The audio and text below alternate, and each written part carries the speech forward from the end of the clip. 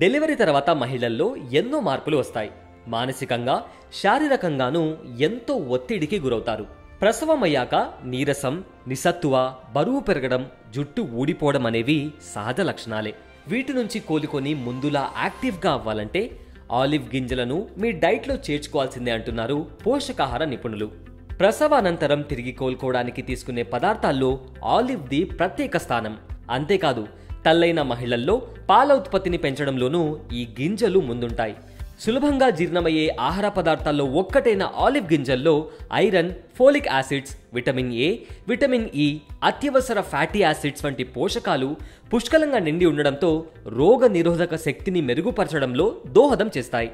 తల్లైన మహిళలతో పాటు యుక్త వయసుకు చేరువవుతున్న అమ్మాయిలు, మెనోపాస్కు చేరువైన మహిళలు, అలోపేషియాతో బాధపడేవారు ఆలివ్ గింజలను తినడం వల్ల మంచి ఫలితాలు పొందవచ్చు.